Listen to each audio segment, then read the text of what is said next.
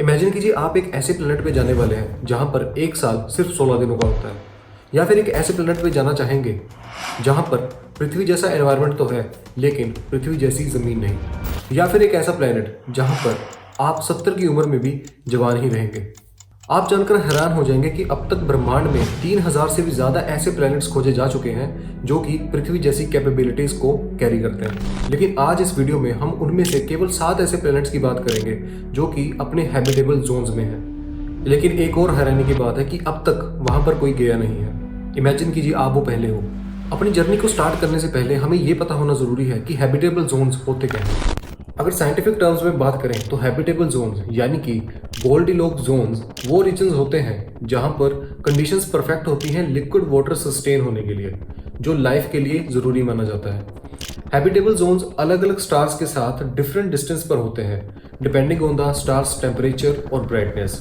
अगर कोई प्लैनेट अपने स्टार के हैबिटेबल जोन में ऑर्बिट करता है तो वहाँ लिक्विड वाटर और लाइफ के होने की संभावना ज़्यादा होती है। इसको ऐसे समझिए जैसे हमारी पृथ्वी अपने स्टार सन के आसपास एक हैबिटेबल जोन में चक्कर लगाती है, और ऐसे ही कंडीशन फॉलो करने वाले प्लैनेट्स को कहा जाता है एक्सोप्लैनेट्स या फिर सुपर अर्थ्स। लेकिन इन दोनों में एक डिफरेंस जरूर है, आइए जानते हैं क्या। एक्सोप्लैनेट वैसे प्लैनेट्स होते हैं जो हमारे सोलर सिस्टम के बाहर किसी दूसरे स्टार के ऑर्बिट में घूमते हैं।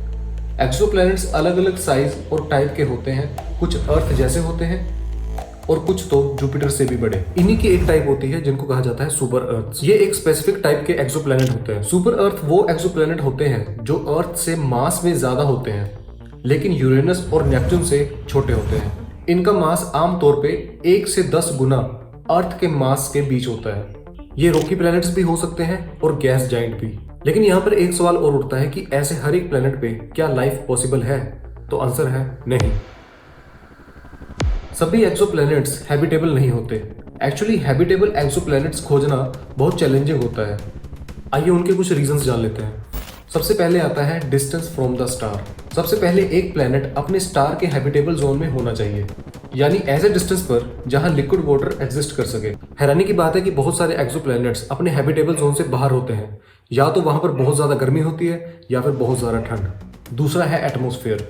कोई एक्सोप्लैनेट हैबिटेबल जोन में होने के लिए उसका एटमॉस्फेयर भी जरूरी होता है। अगर एटमॉस्फेयर नहीं होता है तो या तो वाटर फ्रीज हो जाता है या फिर एवेपोरेट, यानी कि इन दोनों ही कंडीशन में लाइफ पॉसिबल नहीं हो पाएगी। इसके बाद जब ये दोनों रीजंस क्लैरिफाई हो जाते हैं तो शुरू होती है प्लैनेट कॉम्पोजिशंस की चेकिंग। प्लैनेट्स का कॉम्पोजिशन भी इंपॉर्टेंट होता है। कुछ प्लैनेट्स गैस जाइंट होते हैं जैसे कि जुपिटर, जहां रॉकी सरफेस या लिक्विड वाटर नहीं होता, क्योंकि लाइफ को एग्जिस्ट करने के लिए एक ठोस सतह की जरूरत होती है, इसलिए प्लैनेट की कॉम्पोजिशन मैटर करती है। इसके बाद चेक होती है एक बड़ी ही इंपॉर्टेंट चीज जो कि है रेडिएशन लेवल्स। बहुत सारे एक्सोप्लैनेट्स अपने स्टार के बहुत करीब होते हैं जो उनको अपने स्टार से निकली हुई रेडिएशंस के लिए एक्सपोज करता है, और ये रेडिएशंस होते हैं लाइफ के लिए वेरी हार्मफुल। और ऐसे ही कुछ और ऑब्जर्वेशन के बाद जब कंडीशंस को स्टेबल माना जाता है, साइंटिस्ट ये अनुमान लगाते हैं कि यहाँ पर लाइफ पॉसिबल है। और आप खुद सोचिए ऐसे प्लैनेट्स की जर्नी कितनी रोमांचकारी होने वाली है। तो बिना देरी के हम शुरुआत करते हैं आज की हमारी जर्नी इन सुपर अर्थ्स और एक्सोप्लैनेट्स पे। स्वागत है आपका इस रहस्यमय विज्ञान के रहस्यमय संसार में। जैसे ही हम अपने इंटरस्टेलर स्पेसशिप में सफर शुरू करते हैं, पहली डेस्टिनेशन हमारी होती है प्रोक्सिमा सेंटोरी बी, जो हमारे बिल्कुल पास सिर्फ 4.24 लाइट ईयर्स दूर है। इसके बाद हम पहुंचेंगे ग्लीस 667 सीसी के पास, जो कि 23.62 लाइट ईयर्स ही दूर है। इसके बाद हमारा स्टॉप होगा वोल्फ 1069 बी, जो सिर्फ 31.2 लाइट ईयर्स ही दूर है। ये प्लैनेट अपने कोल्ड टेम्परेचर के साथ हमें एक मिस्टीरियस और इंट्रिगिंग एडवेंचर पर ले जाता है। हमारे अगले स्टेशन पर है ट्रैपिस्ट 1E, जो 39.6 लाइट ईयर्स दूर है, जहां पर एक राज से पर्दाफाश होगा कि कैसे वहां पर बूढ़ा होना बहुत मुश्किल है। इसके बाद हम चलेंगे LHS 1140b पर, जो 40 लाइट ईयर्स दूर है। एक ऐसी सुपर अर्थ जिसके बारे में साइंटिस्ट बिलीव करते हैं कि ये अपना एटमॉस्फेयर को लॉक कर सकती है। इसके बाद हमारी स्पेसशिप TOI 715b पर लैंड करती है, जो कि 326 लाइट ईयर्स दूर है। और अंत में हम पहुंचते हैं केपलर 22b पर, जो लगभग 600 लाइट ईयर्स दूर है ना इंटरेस्टिंग? तो देरी किस बात की, लेट्स होप इन। जैसे ही हम अपने स्पेसशिप के व्यू पोर्ट से बाहर देखते हैं तो एक गहरे अंधेरे खाली जगह से निकलकर एक लाल रंग का हल्का उजाला उभरने लगता है। यह है प्रोक्सिमा सेंटोरी, हमारे सूर्य के बाद सबसे करीब तारा, सिर्फ 4.2 लाइट ईयर्स की दूरी पर। लेकिन यहाँ तक आने के लिए हमें वो टेक्नोलॉजी चाहिए जो अभी सिर्फ साइंस फिक्शन में ही मौजूद है। और अब हमारे सामने एक नया विश्व खुला है, प्रोक्सिमा सेंटोरी बी। एक ऐसी सुपर अर्थ जो इस तरीके से अपने स्टार के हैबिटेबल जोन में स्थित है कि यहाँ पानी पाया जा सकता है। लेकिन क्या वाकई में ये एक नया घर हो सकता है? ये दुनिया हमारी अर्थ से काफ़ी अलग है, टाइडली लॉक्ड, यानी इसका एक हिस्सा हमेशा प्रोक्सिमा सेंटोरी के लाल उजाले में डूबा रहता है, जबकि दूसरा हिस्सा हमेशा अंधेरे में। इसका मतलब यहाँ पर एक टर्मिनेटर जोन होगा जहाँ एक तरफ का तेज़ गर्मी और दूसरी तरफ की ठंडी हवा मिलकर एक बैलेंस बना सकती है। हो सकता है कि यहीं कहीं लाइफ का एक नया फॉर्म छिपा हो। बट इस दुनिया का सबसे बड़ा चैलेंज है इसका खुद का पेरेंट स्टार, जो कि अपने इस प्लेनेट पे पावरफुल स्टेलर फ्लेयर्स भेजता है, तेज़ रेडिएशंस जो किसी भी बेकार एटमॉस्फेयर को उड़ा सकती है।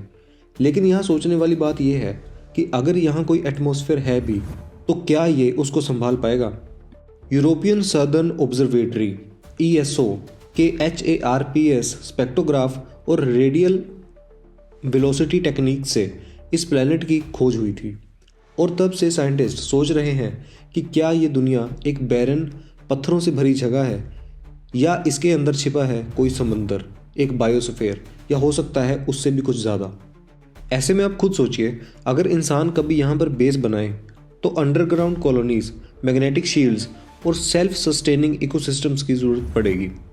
सोचिए एक जगह जहाँ आपका असलियत में कोई दिन या रात नहीं होती, सिर्फ एक लाल उजाले से जगमगाता आकाश और एक सन्नाटे भरी हवा। क्या हम यहाँ सरवाइव कर सकेंगे या फिर ये दुनिया एक और स्पेस मिस्ट्री बनकर रह जाएगी?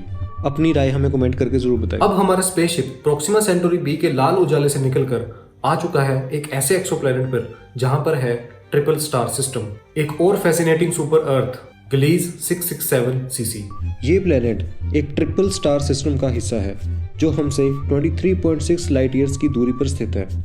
ज़रा सोचिए, एक ऐसी दुनिया जहां पर आपका एक नहीं बल्कि तीन तारे हों, एक गोल्डन ग्लो, एक ऑरेंज रंग का सितारा और एक छोटा सा रेड ड्वार्फ। ऐसे नज़ारे सिर्फ साईफाई मूवी में ही देखने को मिलते हैं, लेकिन हम अब सचमुच एक ऐसी दुनिया के दरवाजे पर खड़े हैं। ये प्लेनेट एक रॉकी सुपर अर्थ है जो अपने पेरेंट स्टार ग्लीज 667 के हैबिटेबल जोन में स्थित है। इसका मतलब ये है कि यहाँ लिक्विड वाटर होने की संभावना है और जहाँ पानी हो वहाँ लाइफ होने की उम्मीद भी होती है। इस प्लेनेट की ग्रेविटी अर्थ से थोड़ी ज़्यादा हो सकती है, लेकिन अगर एक थिक एटमॉस्फेयर मौजूद हो तो हो सकता है कि यहाँ एक स्टेबल क्लाइमेट हो जो इंसान के जीने लायक हो। सोचिए एक ऐसा विश्व जहाँ हर समय आकाश में 3 तारे चमक रहे हों और हर दिन एक अलग रंग का सूरज अस्त हो रहा हो। लेकिन हर नए प्लेनेट की तरह यहाँ भी चैलेंजेस हैं, क्योंकि इसका पेरेंट स्टार एक रेड ड्वार्फ यानी कि एक बौना सितारा है। इस पर भी कभी कभी स्टेलर फ्लेयर्स आ सकती हैं, लेकिन अगर इसके एटमॉस्फेयर ने एक प्रोटेक्टिव शील्ड बना रखा हो तो हो सकता है कि यहाँ एलियन लाइफ फॉर्म्स डेवलप हो चुकी हों, शायद अंडरग्राउंड ओशन में या घने बादलों के नीचे। नासा और ESO के डेटा के मुताबिक ये प्लेनेट एक प्रॉमिसिंग एक्सोप्लैनेट है जिसे एक दिन हम स्टडी कर सकते हैं या हो सकता है फ्यूचर में कॉलोनाइज भी करें। अगर इंसान यहाँ बेस बनाए तो हम डेंस फॉरेस्ट, मीथेन लेक्स और एक ऐसी दुनिया की कल्पना कर सकते हैं जो इंसान और एलियन का एक मेल्टिंग पॉट बन सके। एक नए घर की तलाश में ये दुनिया शायद एक और कदम हो सकती है। अब जैसे ही हम ग्लीज 667 CC के ट्रिपल स्टार सिस्टम से बाहर निकलते हैं, हम पहुंचते हैं एक बहुत ही शांत एक्सोप्लैनेट पे जिसका नाम है वोल्फ 1069b। ये 31 लाइट ईयर्स दूर एक रॉकी एक्सोप्लैनेट है जो अपने स्टार के हैबिटेबल जोन में स्थित है। लेकिन ये दुनिया पहली बार देखने पर थोड़ी अजीब लग सकती है, क्योंकि यहाँ ना तो एक चमकता हुआ सितारा है और ना ही कोई तेज़ स्टेलर फ्लेयर्स का खतरा, बस एक शांत लाल उजाले से भरी एक दुनिया जिसे सिर्फ उसका पेरेंट स्टार वोल्फ 1069 एक रेड ड्वार्फ धीरे धीरे रोशन करता है। आप सोच रहे होंगे कि अगर ऐसा है तो क्या ये प्लेनेट एक फ्रोजन प्लेनेट है? देखिए, वोल्फ 1069 भी काफ़ी अर्थ लाइक माना जा रहा है, लेकिन ये भी टाइडली लॉक्ड हो सकता है। इसका एक हिस्सा हमेशा उजाले में और दूसरा हिस्सा हमेशा गहरे अंधेरे में है। अगर इस पर एक थिक एटमॉस्फेयर है तो हो सकता है कि यहाँ टेम्परेचर अर्थ के पोल जैसा हो, थोड़ा ठंडा लेकिन इंसानों के जीने लायक। सोचिए एक ऐसी दुनिया जहाँ हमेशा एक नरम लाल ट्विलाइट हो, जहाँ हम glowing ice mountains, methane reverse और एक शांत खामोश हवा महसूस कर सकते हैं। क्या ये इंसानों के बसने के लिए एक परफेक्ट जगह हो सकती है? खुद सोचिए। नासा और एस्ट्रोनॉमर्स का मानना है कि ये प्लेनेट एक हाई प्रायोरिटी टारगेट है क्योंकि यहाँ का रेडिएशन लेवल कम हो सकता है और अगर इस पर वाटर रिजर्वियर है तो माइक्रोबियल लाइफ भी हो सकती है। अगर इंसान यहाँ बेस बनाए तो हो सकता है हमें अंडरग्राउंड कॉलोनीज बनानी पड़े या एक बायोडोम सिटी जो वोल्फ 1069 के लाल उजाले के नीचे एक आर्टिफिशियल अर्थ बन सके। लेकिन ये दुनिया बहुत शांत है, शायद इतनी शांत कि यहाँ कभी लाइफ इवोल्व ही ना हुई हो। इसके बाद हम बढ़ते हैं एक ऐसे प्लानिटरी सिस्टम की तरफ जो हमारे सोलर सिस्टम से बिल्कुल अलग है। मिलिए ट्रैपिस्ट-1 सिस्टम से। आप जानकर हैरान हो जाएंगे कि ये एक ultra cool red dwarf star है जिसके चारों तरफ एक नहीं बल्कि 7 एक्सोप्लैनेट घूम रहे हैं और इनमें से एक सबसे प्रॉमिसिंग सुपर अर्थ है जो कि है ट्रैपिस्ट-1e। ये सिर्फ 39 लाइट ईयर्स दूर है, लेकिन इसकी खोज ने पूरे स्पेस साइंस को हिला दिया था क्योंकि ये अर्थ से काफ़ी मिलता जुलता है। ट्रैपिस्ट-1e एक रॉकी एक्सोप्लैनेट है जो अपने सिस्टम के हैबिटेबल जोन में स्थित है। ये प्लैनेट अर्थ से थोड़ा छोटा है, लेकिन यहाँ ग्रेविटी, एटमॉस्फेयर और पानी होने के चांसेस बहुत ज़्यादा हैं। साइंटिस्ट का मानना है कि ये एक वाटर वर्ल्ड हो सकता है, एक ऐसी जगह जहाँ गहरे समंदर, क्लाउड फॉर्मेशंस और एक थिक एटमॉस्फेयर हो जो लाइफ को प्रोटेक्ट करे। इस प्लैनेट पर रेडिएशन लेवल काफ़ी लो हो सकता है और अगर इस पर मैग्नेटिक फील्ड और ओजोन लेयर मौजूद हैं तो ये एक अर्थ लाइक बायोस्फीयर बना सकता है। अगर यहाँ लाइफ इवॉल्व हो चुकी है तो हो सकता है ये किसी ओशन प्लैनेट के रूप में ट्रांसफॉर्म हो चुका हो और हो सकता है इसके समुद्रों के नीचे माइक्रोबियल लाइफ या डीप सी ऑर्गेनिज्म भी मौजूद हो। लेकिन इसके अलावा इसकी एक खास बात पता है क्या है? यहाँ टाइम हमारी अर्थ से थोड़ा धीरे चलता है। आप अंदाज़ा लगाइए, अगर आज आपकी उम्र 25 साल है और अगले 50 सालों में आप 75 साल के हो जाओगे तो ट्रैपिस्ट-1e प्लैनेट पर आप केवल 30 साल के ही होंगे। आइए जानते हैं कैसे। देखिए, आइंस्टाइन की जनरल रिलेटिविटी थ्योरी के अकॉर्डिंग ग्रेविटेशनल फोर्सेस टाइम को अफेक्ट करता है। ये समझना बहुत इंटरेस्टिंग है और हम इसे ग्रेविटेशनल टाइम डायलेशन कहते हैं। जनरल रिलेटिविटी थ्योरी कहता है कि जितना ज़्यादा मास एक ऑब्जेक्ट का होता है उतना ही ज़्यादा ग्रेविटेशनल पुल होता है। ये ग्रेविटेशनल पुल स्पेस और टाइम को बेंड करता है, जैसे जब हमारे पास एक मैसिव ऑब्जेक्ट होता है वो अपने आसपास की स्पेस टाइम को डिस्टॉर्ट करता है। जितना ज़्यादा ग्रेविटेशनल पुल होता है उतना ही टाइम स्लो होता रहता है। मतलब अगर आप एक मैसिव स्टार के पास होते हैं तो टाइम आपके लिए धीरे से चलता है कंपैरिजन में उन लोगों से जो कि उस स्टार से दूर हैं। और यही कारण है ट्रैपिस्ट-1e के ऊपर टाइम स्लो होने का। ट्रैपिस्ट-1 के करीब होने के कारण ट्रैपिस्ट-1e पर ग्रेविटेशनल पुल अर्थ के कंपैरिजन में ज़्यादा होता है। इस ग्रेविटेशनल पुल की वजह से ट्रैपिस्ट-1e पर टाइम स्लो हो जाता है, जो कि कहलाता है टाइम डायलेशन। और by assuming extreme gravitational time dilation, जहाँ पर ट्रैपिस्ट-1e पर टाइम सिग्निफिकेंटली स्लो हो रहा है, तो अगर एक 25 साल का लड़का ट्रैपिस्ट-1e पर रहने जाता है तो अर्थ के अगले 50 सालों में वो केवल 30 सालों का ही होगा। यानी जब अर्थ पर 50 साल बीत जाएंगे तो ट्रैपिस्ट-1e पर वो लड़का सिर्फ 30 साल का होगा। अब जैसे ही हम ट्रैपिस्ट-1e के एलियन समुद्रों से बाहर निकलते हैं, हम एक नए और विशाल एक्सोप्लैनेट की तरफ बढ़ते हैं जो कि है LHS 1140b। ये सुपर अर्थ हमसे 48 लाइट ईयर्स दूर है और एक M डवार्फ स्टार का चक्कर लगा रहा है। ये दुनिया एक मैसिव रॉकी प्लैनेट है जो अर्थ से लगभग 60% बड़ा और 6 to 7 टाइम्स ज़्यादा हैवी है। इसका मतलब है कि अगर हम यहाँ पर पैर रखें तो हमें अपना वज़न 2 गुना या फिर 3 गुना महसूस होगा, जैसे हम किसी मैसिव जिम ट्रेनिंग में हों। जेम्स वेब स्पेस टेलीस्कोप के डेटा से पता चला है कि इस प्लेनेट के पास एक डेंस एटमॉस्फेयर हो सकता है जो हार्मफुल रेडिएशन को रोक सके, जो इसे एक पोटेंशियली हैबिटेबल प्लेनेट बनाता है। इसके बाद हमारी स्पेसशिप एक और डेयरिंग इंटरस्टेलर जंप करती है जो कि पहुंचती है TOI 715b की तरफ। ये सुपर अर्थ हमसे 137 लाइट ईयर्स दूर है, जो कि एक एम डॉर्फ स्टार के चक्कर लगा रहा है। मगर इस प्लेनेट की सबसे खास बात यह है कि यह हैबिटेबल जोन के बीचों बीच आता है, यानी पानी होने के चांसेस बहुत ज़्यादा हैं। नासा के TESS ट्रांजिटिंग एक्सोप्लैनेट सर्वे सैटेलाइट ने इसे डिटेक्ट किया था और तब से ये प्राइम कैंडिडेट बना हुआ है एक फ्यूचर ह्यूमन कॉलोनी के लिए। अगर हम इसकी साइज़ की बात करें तो अर्थ से ये थोड़ा ही बड़ा है। ये अपने तरीके से एक स्टेबल और फ्रेंडली क्लाइमेट मेंटेन कर सकता है, पर इसका टाइटल लॉकिंग होने का भी चांस है, यानी एक साइड हमेशा धूप में और दूसरी साइड हमेशा अंधेरे में होगी।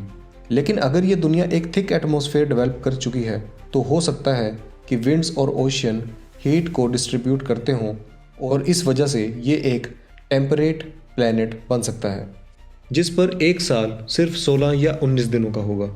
एज़ कम्पेयर टू अर्थ, जहाँ पर अर्थ को 365 डेज लगते हैं सन का चक्कर पूरा करने में, वहीं पर TOI 715b अपने M टाइप स्टार का चक्कर मात्र 16 दिनों में पूरा कर सकता है। इसके बाद हमारी स्पेसशिप पहुंच चुकी है अपने सफर के अंत पर, यानी कि last station of our journey Kepler 22b।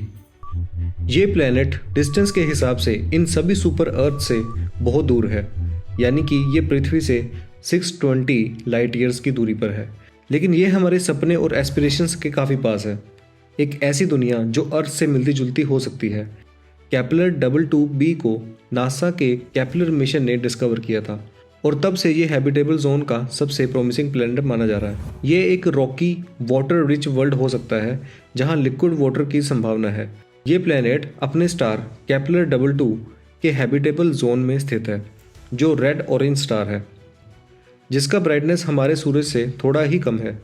इसका मतलब ये है कि इस पर लाइफ के लिए जो कंडीशन चाहिए वो भी हो सकती हैं। एटमॉस्फेयर, सरफेस टेम्परेचर और वाटर प्रेजेंस के पोटेंशियल के साथ केपलर 22b काफ़ी अर्थ लाइक लगता है, जहां इंसान एक दिन अपनी नई कॉलोनी इस्टेब्लिश कर भी सकते हैं। सोचिए एक ऐसी दुनिया जहां lush green forest, vast ocean और क्लियर ब्लू स्काई हो। अगर इस प्लेनेट का एटमॉस्फेयर हमारे अर्थ के जैसा है तो यहाँ ह्यूमैनिटी के लिए एक आइडियल कॉलोनी साइट हो सकती है। केपलर 22b पर स्टेबल क्लाइमेट और सपोर्टिंग इकोसिस्टम हो सकते हैं जो हमारे लिए सर्वाइवल और ग्रोथ के लिए परफेक्ट होंगे। अगर हमें यहाँ किसी दिन अपनी कॉलोनी इस्टेब्लिश करनी हो तो हम सेल्फ सस्टेनिंग बायोडोम्स, एग्रीकल्चर फार्म्स और क्लीन वाटर रिजर्वियर्स बना सकते हैं, जहाँ पर शुरुआत हो सकती है एक न्यू ह्यूमन लाइफ की। ये सफर नई दुनिया की शुरुआत, एक्सप्लोरेशन का जुनून और ह्यूमन स्पिरिट की अनंत शक्ति का प्रतीक है। अब इंतजार है तो स्पेस के इस इनफाइनाइट ओशन में एक नए सफर का। मिलते हैं आपसे अगली वीडियो में, तब तक के लिए जय हिंद, जय भारत।